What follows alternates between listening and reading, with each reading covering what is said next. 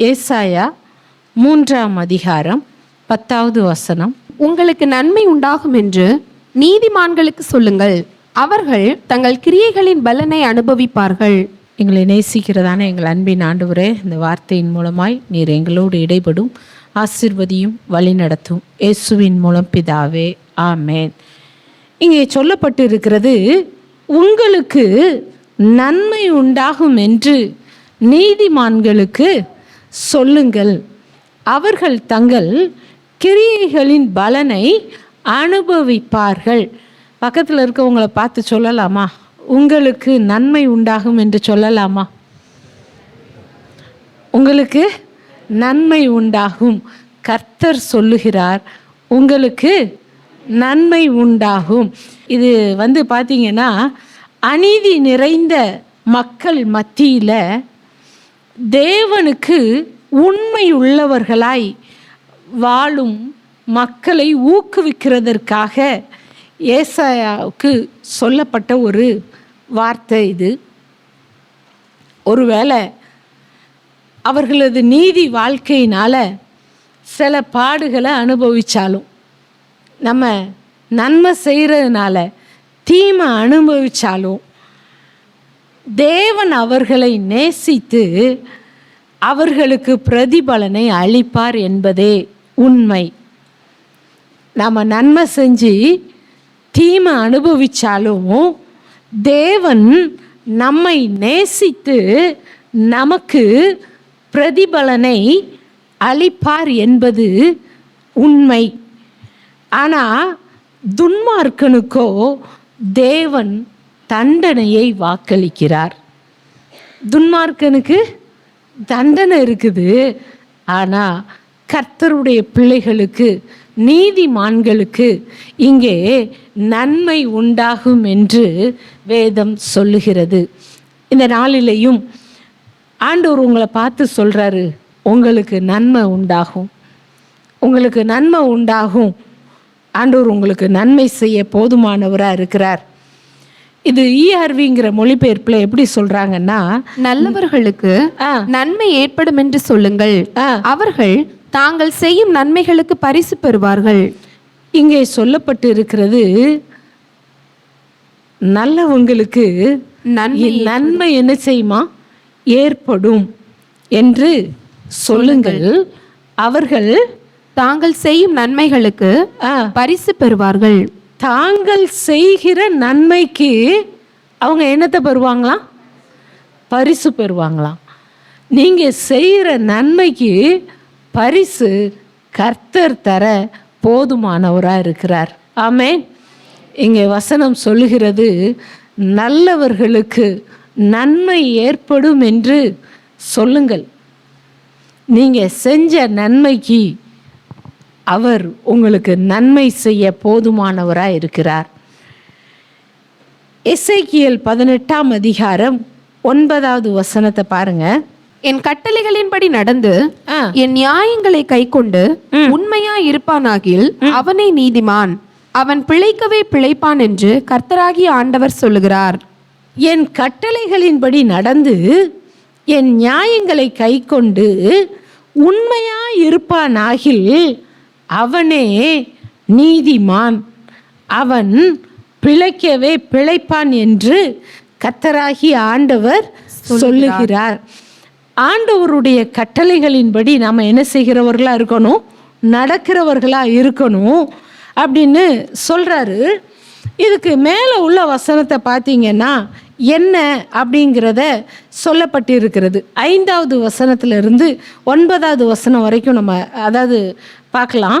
ஒருவன் நீதிமானாய் இருந்து நியாயத்தையும் நீதியையும் செய்து மலைகளின் மேல் சாப்பிடாமலும் இஸ்ரவேல் வம்சத்தாரின் நரகலான விக்கிரகங்களுக்கு நேராக தன் கண்களை ஏறெடுக்காமலும் தன் அயலானுடைய மனைவியை தீட்டுப்படுத்தாமலும் தூர ஸ்திரீயோட சேராமலும் ஒருவனையும் ஒடுக்காமலும் கொள்ளையிடாமலும் இருந்து கடன் வாங்கினவனுக்கு அடைமானத்தை திரும்ப கொடுத்து தன் அப்பத்தை பசித்தவனுக்கு பங்கிட்டு வஸ்திரம் இல்லாதவனுக்கு வஸ்திரம் தரிப்பித்து வட்டிக்கு கொடாமலும் பொலிசை வாங்காமலும் அநியாயத்துக்கு தன் கையை விலக்கி மனிதருக்குள்ள வழக்கை உண்மையாய் தீர்த்து. ஓகே, இப்போ இதில் உள்ள வாசித்திருக்கோம். இது ERVல உள்ள இதை நம்ம பார்க்கலாம். ஒருவன் நல்லவனாக இருந்தால் அவன் நன்றாக வாழ்வான், அந்நல்லவன் ஜனங்களிடம் நியாயமாய் இருக்கிறான். இதுல முதலாவது சொல்லப்பட்டு இருக்கிறது, அந்த நல்லவன் என்ன செய்வானா, ஜனங்களிடம் நியாயமாக இருப்பானா. நீதிமான் எப்படி இருப்பான்? நியாயமாக இருப்பான். இங்க நீதிமானுடைய குணாதிசயங்கள் சொல்லப்பட்டு இருக்கிறது. நான் நீதிமானா இருந்தேன்னா என்கிட்ட எப்படிப்பட்ட குணாதிசயங்கள் இருக்கணும், நான் எப்படி அதை வெளிப்படுத்துறது. இயேசுவின் இரத்தத்தினால மீட்கப்பட்ட நாம் நீதிமான் என்று சொல்லுகிறோம். இங்க நீதிமானுக்குள்ள உள்ள காரியத்தை இந்த வசனங்கள்ல சொல்லப்பட்டு இருக்கிறது. ஒருவன் நல்லவனாக இருந்தா அவன் நன்றாக வாழ்வான். அடுத்து சொல்லப்பட்டு இருக்கிறது, நல்லவன் ஜனங்களிடம் நியாயமாக இருக்கிறான், நியாயமாக இருப்பான். அவன் அநியாயமா இருக்க மாட்டான், நியாயமாக நடந்து கொள்ளுவான். எனக்கு இதை தியானிக்கும் போது கிறிஸ்மஸ் டயத்தில் மிஸ்டர் நல்லவர் அந்த ஞாபகம் தான் வந்துச்சு. மிஸ்டர் நல்லவர் அப்படின்னு சொல்லிட்டு அவங்க நிறைய காரியங்களை என்ன செஞ்சாங்க, சொன்னாங்க. அது என்ன அப்படின்னா, அவர் நல்லவர் சொல்லுவார், ஆனால் அவருடைய ஜீவியம் எப்படி இருக்காது, நல்லவரா இருக்காது அப்படின்ட்டு. ஆனால் இங்கே நல்லவன் அப்படிங்கிறதுக்கு ஒரு சில குணாதிசயங்களை சொல்லப்பட்டிருக்கிறது. நீதிமான் அப்படிங்கிறத தான் இந்த மொழிபெயர்ப்பில் நல்லவன் என்று சொல்லப்பட்டிருக்கிறது. இந்த நல்லவன் எப்படி இருப்பான்? ஜனங்களிடம் நியாயமாக இருப்பான். அடுத்த வசனத்தை பாருங்க. அந்நல்லவன் மலைகளுக்கு சென்று பொய் தெய்வங்களுக்கு உணவு காணிக்கை தரவில்லை. இங்க சொல்லப்பட்டு இருக்கிறது, இந்த நல்லவன் மலைகளுக்கு சென்று பொய் தெய்வங்களுக்கு உணவு காணிக்கை என்ன செய்ய மாட்டான்? தரவில்லை. இன்னைக்கு நிறைய பேருக்கு இது ஒரு பெரிய கொஸ்டினாக இருக்கும். நம்ம போகட்டாலும் பரவாயில்ல, நம்ம என்னத்தை கொடுத்துடலாம், அதுக்கு காணிக்க கொடுத்துடலாம் அப்படிங்கிறத சிலர் நினைப்பாங்க. ஆனால் ரட்சிக்கப்பட்ட ஒரு தேவ பிள்ளை பொய் தெய்வங்களுக்கு என்ன கொடுக்கக்கூடாது? காணிக்க கொடுக்க கூடாது. அடுத்து அந்த உணவை போய் நம்ம சாப்பிட கூடாது. அடுத்து சொல்லப்பட்டு இருக்கிறது, இஸ்ரவேலில் உள்ள அசுத்த பொய் தெய்வங்களிடம் வேண்டுதல் செய்யவில்லை. அங்க போய் என்ன செய்யல? வேண்டுதல் செய்யல. நிறைய பேர் அந்த காரியத்தை செய்கிறவங்களா இருக்கிறாங்க. பெயர் கிறிஸ்தவர்கள் இன்றைக்கும் நிறைய பேர் அப்படி என்ன செய்கிறாங்க, இருக்காங்க. மலைக்கு என்ன செய்கிறாங்க, போகிறாங்க. விக்கிரகத்திட்ட முன்னால் தான் போய் நின்று என்ன செய்கிறாங்க, அவங்க வேண்டுதலை சொல்கிறாங்க. ஒரு சிலர் எங்கிட்ட கேட்பாங்க, நாங்கள் ரட்சிக்கப்படுறதுக்கு முந்தி அந்த கோயிலுக்கு நாங்கள் ஒரு நேமிதம் பண்ணியிருந்தோம், இப்போ ரட்சிக்கப்பட்டுட்டோம், அதை செய்யணுமா செய்ய வேண்டாமான்ட்டு பாஸ்டர்கிட்ட என்ன செய்வாங்க, கேட்பாங்க. அப்போ பாஸ்டர் சொல்லுவாங்க, நீங்கள் வேண்டுதல் செஞ்சது எப்போ செஞ்சீங்க? அறியாமையின் காலத்தில் செஞ்சீங்க. ஆனால் இப்போ அது விக்கிரகம் சொல்லிட்டு நீங்கள் என்ன செஞ்சிட்டீங்க? அறிஞ்சிட்டீங்க. அறிஞ்சதுக்கப்புறம் அங்கே போய் என்ன செய்யக்கூடாது? செய்யக்கூடாது அப்படின்னு சொல்லி நிறைய பேருக்கு ஆலோசனை சொல்லியிருக்காங்க. சிலருக்கு அந்த ஆலோசனை ஓகே பாஸ்டர்னு ஏற்றுக்கிடுவாங்க, சிலருக்கு அதை ஏற்றுக்கிறதுக்கு பக்குவம் இருக்காது, வாதாடுவாங்க. அதையும் மீறி சிலர் என்ன செஞ்சுட்டு வருவாங்க. ஆனால் இங்கே வசனம் தெளிவாக சொல்லுகிறது, நான் ஆண்டவருடைய பிள்ளையாக இருந்தால் மலைகளுக்கு சென்று அங்கே உள்ள உணவை சாப்பிட்றது, அதுக்கு காணிக்க கொடுக்கறது, அதுகிட்ட போய் வேண்டுதல் செய்கிறது, இதை செய்யக்கூடாது என்று வேதம் சொல்லுகிறது. அதுக்கு அடுத்த வசனத்தை பாருங்க. அவன் அயலானின் மனைவியோடு விபச்சார பாவத்தை செய்யவில்லை. அவன் தனது மனைவியுடன் அவளது விலக்கு காலத்தில் பாலின உறவுகளை கொள்ளவில்லை. இங்கே என்ன சொல்லப்பட்டு இருக்கிறதுனா, விபச்சார பாவம் அவன் செய்யவில்லை, பிறனுடைய மனைவியை இச்சிக்கவில்லை, அந்த காரியத்திலிருந்து அவன் விலகி இருக்கான், தன் மனைவியை நேசிக்கிறான், தன் மனைவியினுடைய பலவீனத்தை என்ன செய்கிறான், புரிந்து கொள்ளுகிறான் என்று வேதம் சொல்லுகிறது. அப்போ நான் நீதிமானா இருந்தேன்னா, நான் நீதிமானா வாழணும்னு விரும்பும் பொழுது நமக்குன்னு கர்த்தர் கொடுத்த துணையை என்ன செய்யணும், நேசிக்கணும்.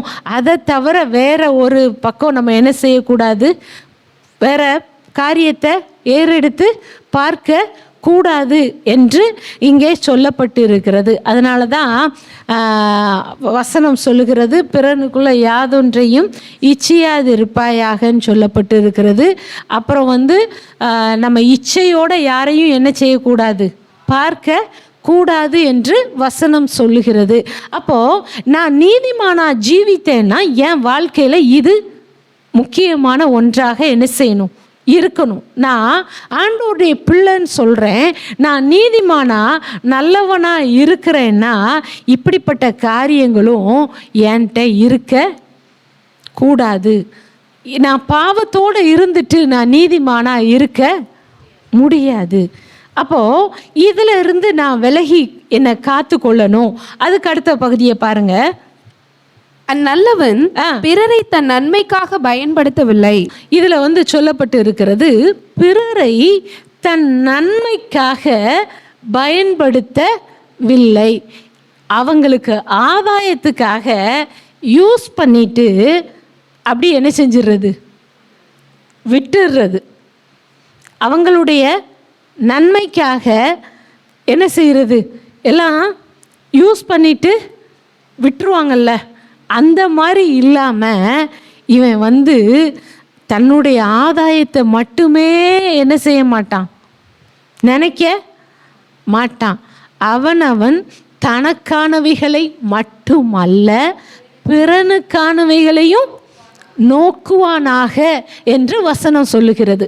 அப்போ இந்த ஒரு இது சொல்லுவாங்க, தவளை எப்போதும் என்ன சொல்லிகிட்டு இருக்கோம், எனக்கு எனக்கு எனக்கு எனக்குன்னு சொல்லுவோம் அப்படின்னு சொல்லுவாங்க.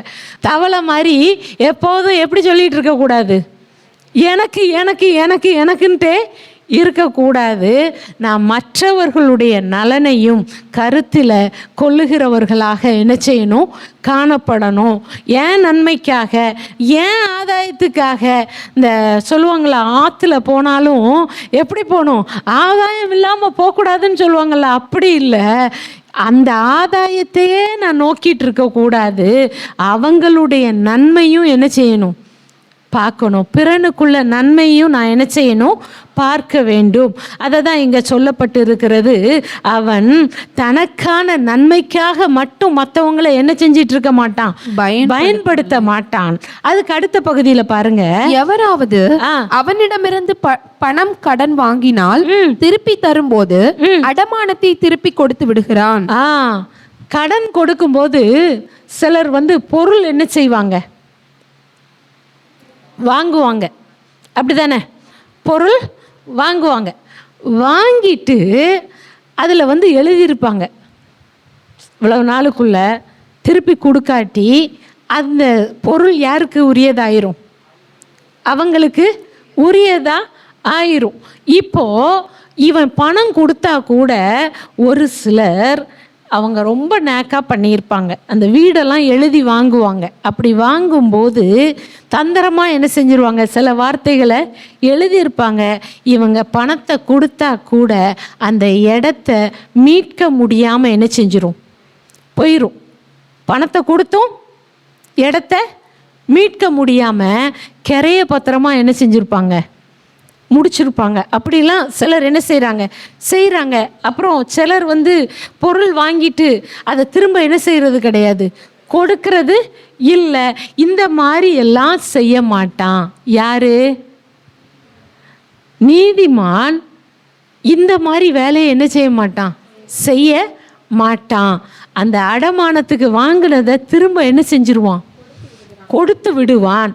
இவன் நல்லவன், இவன் ஆண்டவருடைய பிள்ளை, அதனால் அதை என்ன செஞ்சிடறான், கொடுத்து விடுகிறான். அடுத்து பாருங்க, அந்நல்லவன் பசித்தவர்களுக்கு உணவை தருகிறான். இங்கே சொல்லப்பட்டு இருக்கிறது பசித்தவனுக்கு உணவை தருகிறான் என்று சொல்லப்பட்டு இருக்கிறது. எச்சி கைட்ட காக்கா விரட்ட மாட்டாங்கப்பா, அப்படி இல்லை. எச்சி கைட்ட காக்கா விரட்ட மாட்டாங்க. ஏன்? அந்த கையில் ஒட்டிகிட்டு இருக்க பருக்க கூட என்ன செஞ்சிடும், கீழே விழுந்துருங்கிறதுக்காக எச்சி கைட்ட என்ன செய்ய மாட்டாங்களாம், காக்கா விரட்ட மாட்டாங்களாம். அப்படி இல்லை.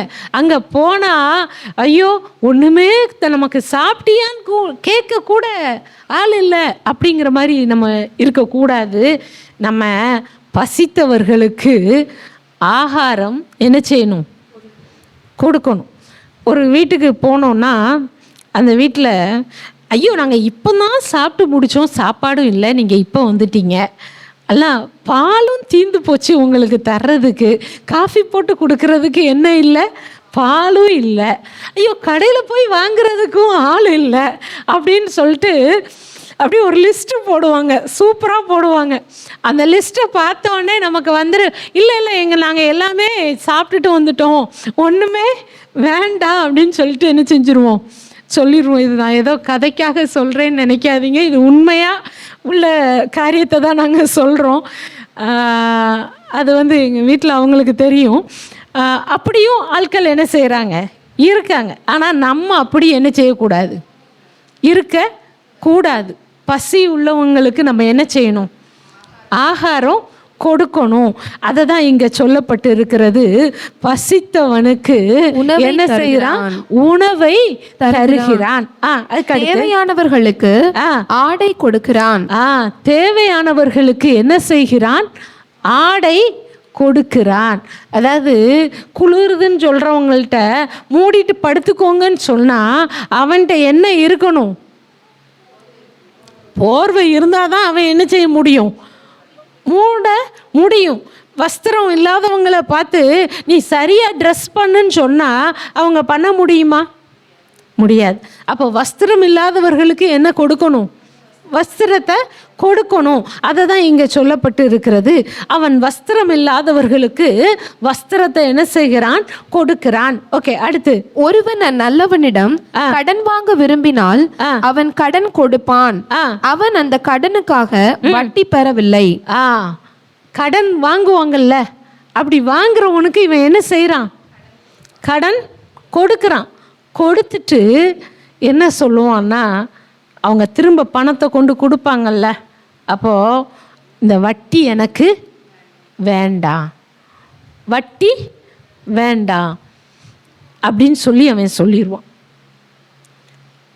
நான் ஆண்டவருடைய பிள்ளையாக இருந்துக்கிட்டு வட்டிக்கு விட்டு அவங்க இன்னொருத்தங்களை நான் என்ன செய்யக்கூடாது, கஷ்டப்படுத்த கூடாது.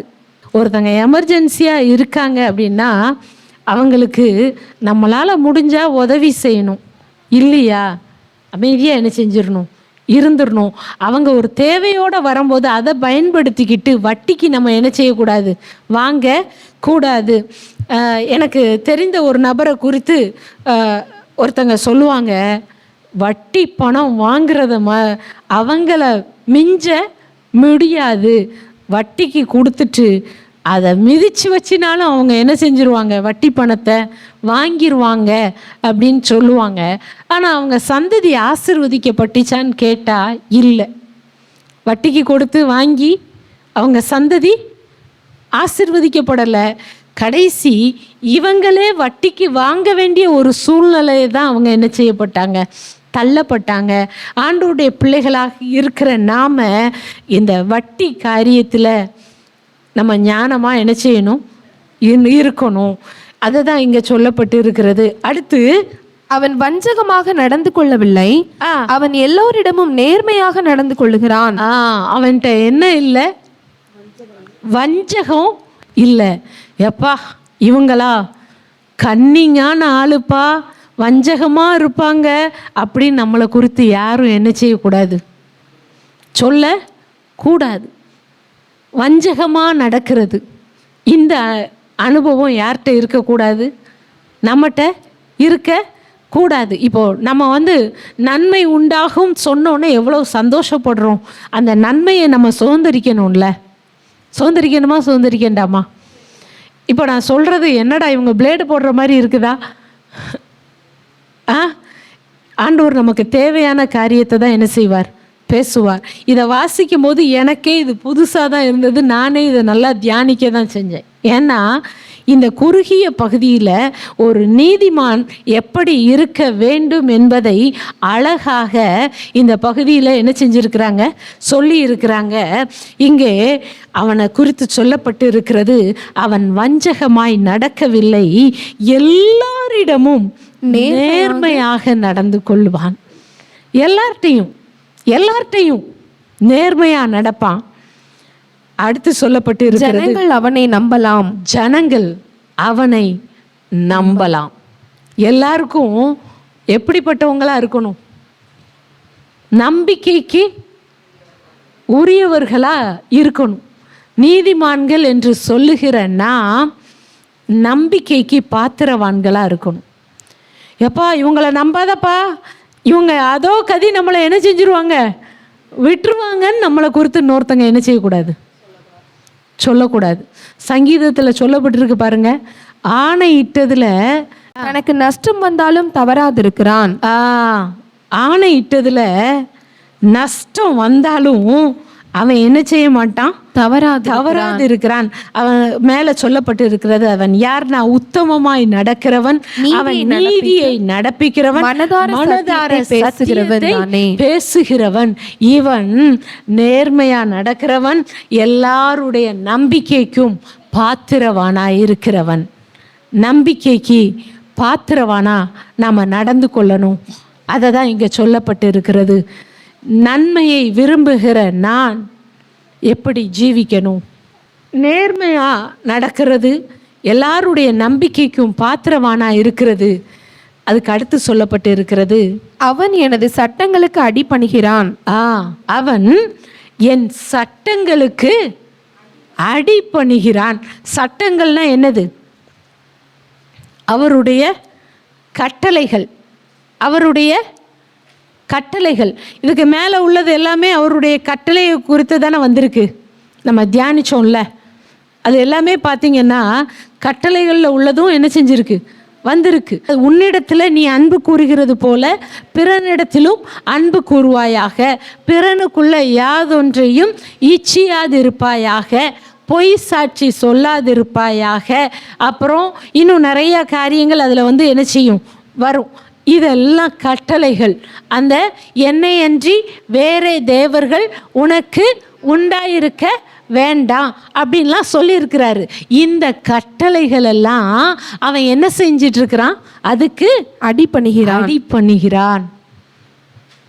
அந்த கட்டளைகளுக்கு கீழ்ப்படுகிறான், அவைகளின்படி நடக்கிறான்.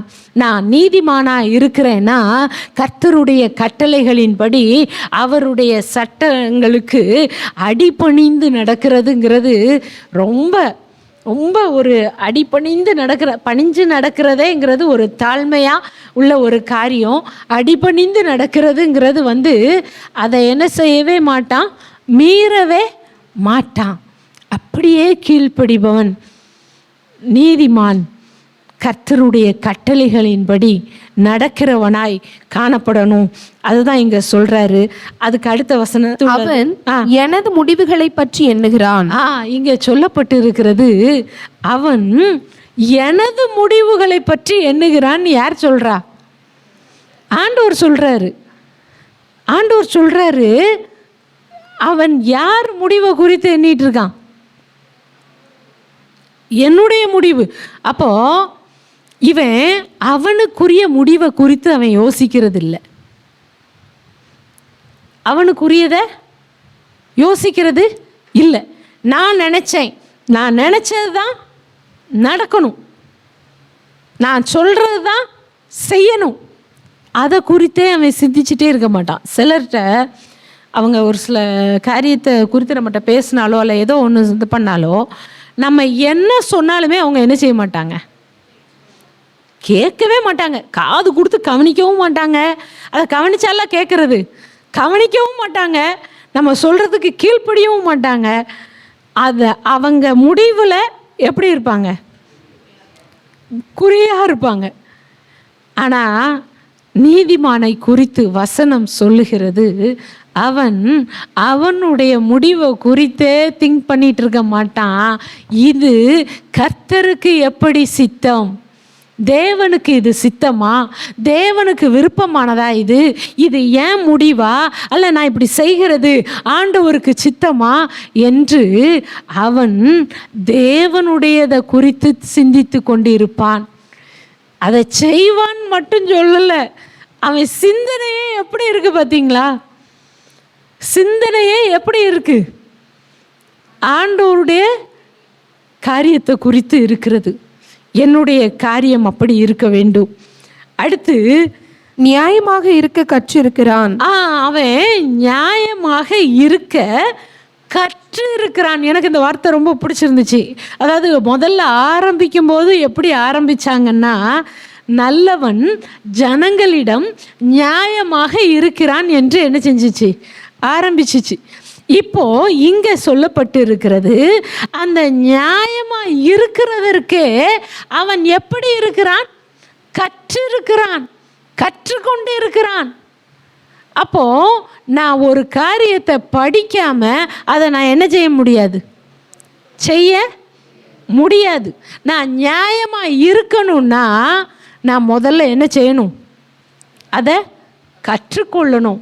அப்போ இவன் நியாயமாக இருக்க கற்றுக்கொள்ளுகிறவனாய் காணப்படுகிறான். அவன் கற்றுக்கொள்ளுகிறவனாய் காணப்படுகிறான். நம்ம எப்படி இருக்கிறோம்? நீதிமான் என்று சொல்லுகிற நாம் நம்முடைய வாழ்க்கையில் எப்படி இருக்கிறோம்? ஆண்டவருடைய கட்டளைகளின்படி நடக்கிறோமா? அதை கை கொள்ளுகிறோமா? நாம் அப்படி செய்யும்போது நமக்கு நன்மையை கொடுக்க தேவன் போதுமானவராய் இருக்கிறார். உங்கள் கைகளின் கிரியையை, அதற்கு பலனை அவர் கொடுக்க போதுமானவர். நீங்கள் எதை செய்கிறீங்களோ அது உங்களுக்கு திரும்ப கிடைக்கப்படும். எந்த அளவினால் நீங்கள் அளக்குறீங்களோ அதே அளவு உங்களுக்கு அளக்கப்படும். எதை விதைக்கிறோமோ அதையே அறுப்போம். அதுதான் வசனம் சொல்லுகிறது. ஆகவே நாம் கர்த்தருடைய விருப்பத்தின்படி, அவருடைய அந்த இதில் நீதிமான குறித்து சொல்லப்பட்டதுபடி, அவருடைய கட்டளைகளின்படி நாம் நடக்கணும். அப்படி நடக்கிறவர்களாக இருக்கும்போது நம்மை ஆண்டவர் நன்மையினால் திருப்தியாக்க அவர் போதுமானவராக இருக்கிறார். எரேமியா 22ஆம் அதிகாரம் 16வது வசனம். அவன் சிறுமையும் எளிமையுமானவனுடைய நியாயத்தை விசாரித்தான், அப்பொழுது சுகமாய் வாழ்ந்தான். அப்படி செய்தல்லவோ என்னை அறிகிற அறிவு என்று கர்த்தர் சொல்லுகிறார். இங்கே சொல்லப்பட்டிருக்கிறது, அவன் சிறுமையும் எளிமையுமானவனுடைய நியாயத்தை விசாரிக்கிறான், அப்பொழுது சுகமாய் வாழ்ந்தான். அப்படி செய்வதல்லவோ என்னை அறிகிற அறிவு என்று சொல்லப்பட்டிருக்கிறது. இதில் ERVங்கிறதுல எப்படி சொல்லப்பட்டிருக்கு பாருங்க. யோசியா ஏழைகளுக்கும் யாருக்கெல்லாம் தேவை இருந்ததோ அவர்களுக்கும் உதவினான். ஆகையால் அவனுக்கு அனைத்து காரியங்களும் எளிமையாக நடந்தன. இங்கே யோசியாவை குறித்து சொல்லப்பட்டிருக்கிறது, ஏழைகளுக்கும் யாருக்கெல்லாம் தேவை இருக்கோ அவங்களுக்கெல்லாம் அவன் என்ன செஞ்சானா, உதவினான். நம்ம இதை தான் எசேக்கியேலில் பார்த்தோம். பசியாக இருக்கிறவனுக்கு என்ன செய்யணும்? ஆகாரம் கொடுக்கணும். அப்புறம் வஸ்திரம் இல்லாதவர்களுக்கு வஸ்திரத்தை கொடுக்கணும். இதெல்லாம் நம்ம என்ன செஞ்சோம்? பார்த்தோம். இங்கே சொல்லப்பட்டு இருக்கிறது யோசியாவை குறித்து, அவன் ஏழைகளுக்கும் யாருக்கெல்லாம் தேவை இருந்ததோ அவர்களுக்கும் உதவினான். அதனால் அவனுக்கு அனைத்து காரியங்களும் எளிமையாக நடந்தன. யோயாக்கீம், தேவனை அறிவது என்பதன் பொருள் என்ன? இதன் பொருள், சரியாக வாழு, நியாயமாக இரு, ஏழை எளியோருக்கு உதவு, என்னை அறிவது என்பதன் பொருள் இதுதான். இந்த வார்த்தை கர்த்தரிடமிருந்து வந்தது. இங்க தேவனை அறிவது அப்படிங்கிறதுடைய பொருள் என்ன அப்படிங்கிறத சொல்றார். என்னை அறிகிற அறிவு என்று கர்த்தர் சொல்லுகிறார் என்று நமக்கு சொல்லப்பட்டிருக்கிறது. இங்கே தேவனை அறிவது என்பதன் பொருள் என்ன? அப்போ தேவனை அறிவது என்பதின் பொருள் என்ன சொல்றாரு? சரியாக வாழு, நியாயமாக இரு, ஏழை எளியோருக்கு உதவு. என்னவா? சரியா வாழணும், நியாயமா இருக்கணும், ஏழை எளியோருக்கு உதவணும். ஆண்டவர் சொல்றார்ல, அந்த கட்டளை இது அப்படியே வந்த மாதிரி இருக்குது. உன்னிடத்தில் அன்பு கூறுகிறது போல பிறனிடத்துலையும் அன்பு கூறுவாயாக. அந்த பிரதான கட்டளைன்னு சொல்லிட்டு ஒரு 2 கட்டளையை சொல்லுவார் பாருங்க. அதில் இது அப்படி இது பண்ண மாதிரி இருக்குது. இந்த இடத்துல அப்படியே அந்த இது என்ன செய்யுது இருக்கு. சரியாக வாழணும், நியாயமாக இருக்கணும், ஏழை எளியோருக்கு நாம் உதவி செய்யணும். இது அவரை அறிகிற அறிவு என்பதன் சரியான ஒரு காரியம். இதுதான். நான் கர்த்தரை அறிஞ்சுக்கிட்டேன்ட்டு சொல்லிட்டு நியாயம் இல்லாமல் என் இஷ்டப்படி இருக்க கூடாது. நான் கர்த்தருடைய பிள்ளைன்னு சொல்லிட்டு என் இஷ்டப்படி வாழக்கூடாது. யாருக்குமே உதவி செய்யாமல் இருக்கக்கூடாது. எல்லாம் உதவி செய்யணும். இதெல்லாம் செய்யும்போது தான் கர்த்தரை அறிகிற அறிவு நம்முடைய வாழ்க்கையில் வெளிப்படுகிறதாய் இருக்கும். இது கர்த்தரிடத்தில் இருந்து வந்த வார்த்தை.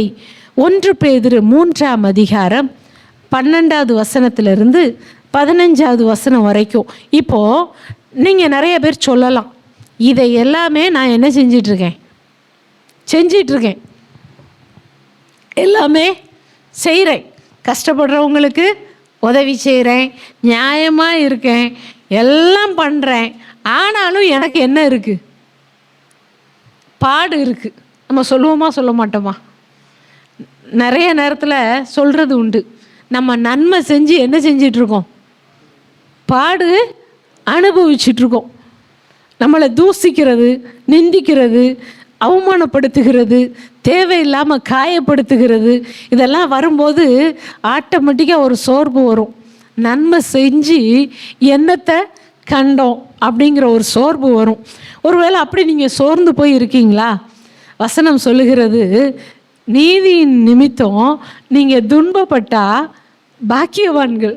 அந்த மத்தேயு 5ஆம் அதிகாரம் 10வது வசனத்தில் அப்படி இருக்கிறது.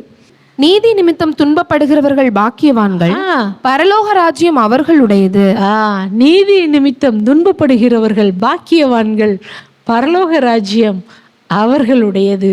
நீதி செஞ்சு நியாயமாக நடந்து நீங்கள் ஒருவேளை துன்பப்பட்டீங்கன்னா பாக்கியவான்கள், பரலோகத்தில் உங்களுடைய பலன் அது மிகுதியாக இருக்கும். ஆண்டவர் அதை சொல்கிறாரு. இங்கே பேதுருல சொல்கிறாரு பாருங்க. 1 பேதுரு 3:12-15, கர்த்தருடைய கண்கள் நீதிமான்கள் மேல் நோக்கமா இருக்கிறது, அவருடைய செவிகள் அவர்கள் வேண்டுதலுக்கு கவனமா இருக்கிறது. இங்கே சொல்லப்பட்டு இருக்கிறது, கர்த்தருடைய கண்கள் நீதிமான்கள் மேல் நோக்கமா இருக்கிறது. நீங்க நீதியா வாழ்றீங்களா? ஆண்டவருக்கென்று உண்மையா இருக்கிறீங்களா? உங்க மேல கர்த்தருடைய கண்கள் நோக்கமா இருக்கிறது. அவர் உங்களுடைய வேண்டுதல்களுக்கும் உங்களுடைய ஜெபங்களுக்கும் அவர் பதிலளிக்க போதுமானவராய் இருக்கிறார். அதை அவர் கவனமா கேட்கிற தேவனா இருக்கிறார். மனுஷங்க உங்கள் வார்த்தைக்கு கேட்காங்களோ கேட்கலையோ, மனுஷங்க உங்களை என்ன நினைக்கிறாங்களோ நினைக்கலையோ, நீங்கள் கர்த்தருக்கென்று உண்மையாக இருக்கும் பொழுது, நீதி உள்ள வாழ்க்கை வாழும் பொழுது, உங்களுடைய அந்த வேண்டுதல்களுக்கு அவர் கவனமாக இருந்து அதற்கு பதில் அளிக்கிறவரா இருக்கிறாரு. அடுத்து 13வது வசனத்தை பாருங்க. நீங்கள் நன்மையை பின்பற்றுகிறவர்களானால் உங்களுக்கு தீமை செய்கிறவன் யார்? நீங்க நன்மையை பின்பற்றுகிறவர்களானால் உங்களுக்கு தீமை செய்கிறவன் யார்? நீதி நிமித்தமாக நீங்கள் பாடுபட்டால் பாக்கியவான்களாய் இருப்பீர்கள். அவர்களுடைய பயமுறுத்தலுக்கு நீங்கள் பயப்படாமலும் கலங்காமலும் இருந்து. நீதி நிமித்தம் நீங்க பாடுபட்டா பாக்கியவான்களாய் இருப்பீர்கள். அது நிமித்தம் நீங்க பயப்படாதீங்க. அவங்க மிரட்டுவாங்க. அவங்க என்ன செய்வாங்க? மிரட்டுவாங்க. நீதியாக நிற்கும் போது எதை சந்திக்க வேண்டியிருக்கும்? மிரட்டுதில் சந்திக்க வேண்டியிருக்கும்.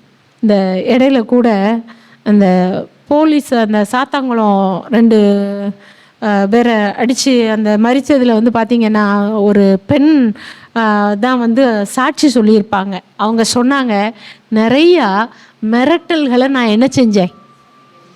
சந்தித்தேன் அப்படின்ட்டு. அப்போது உண்மையை சொல்லும்போது, நீதியாக நடக்கும்போது என்ன செய்ய வேண்டியிருக்கு? மிரட்டல்களை சந்திக்க வேண்டியிருக்கு. நம்மளை மிரட்டுவாங்க, அதுதான். ஆனால் இங்கே வசனம் சொல்லுகிறது, நீங்கள் நீதி செய்கிறதுனால உங்களை யாரும் மிரட்டினா அந்த மிரட்டலுக்கு என்ன செய்யாதீங்க? நீங்கள் பயப்படாமலும் கலங்காமலும் இருங்கள்.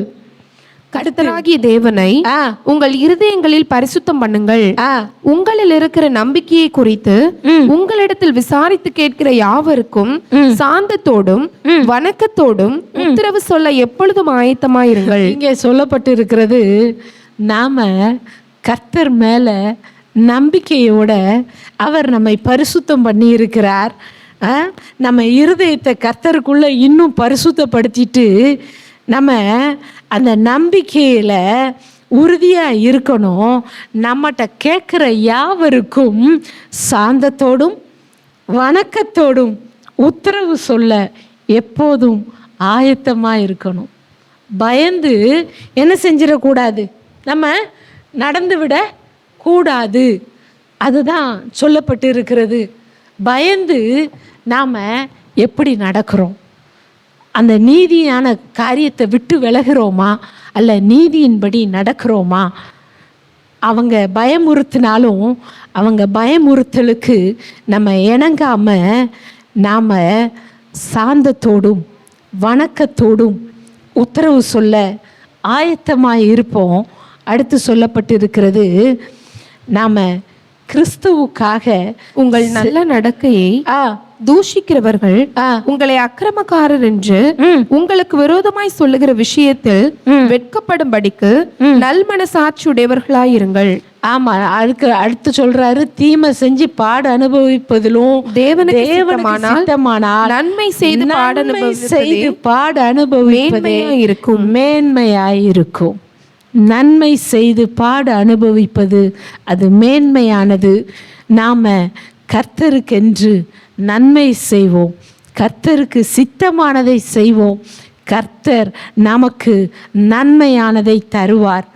அதுதான் அந்த மத்தேயு 25ஆம் அதிகாரம் 37ல் நீதிமான்கள் சொல்லுவாங்க, ஆண்டவரே, நாங்கள் எப்பொழுது உம்மை பசியுள்ளவராக கண்டு உமக்கு போஜனம் கொடுத்தோம், எப்பொழுது உம்மை தாகம் உள்ளவராக கண்டு உம்முடைய தாகத்தை தீர்த்தோம், எப்பொழுது உம்மை அந்நியராக கண்டு உம்மை சேர்த்து கொண்டோம், எப்பொழுது உம்மை வஸ்திரம் இல்லாதவராக கண்டு உமக்கு வஸ்திரம் கொடுத்தோம். ஓகே, இங்க நீதிமான்கள் சொல்றாங்க, இங்க ஆண்டவர் சொல்றாரு, எனக்கே நீங்க அதை செஞ்சீங்கன்னு சொல்றாரு.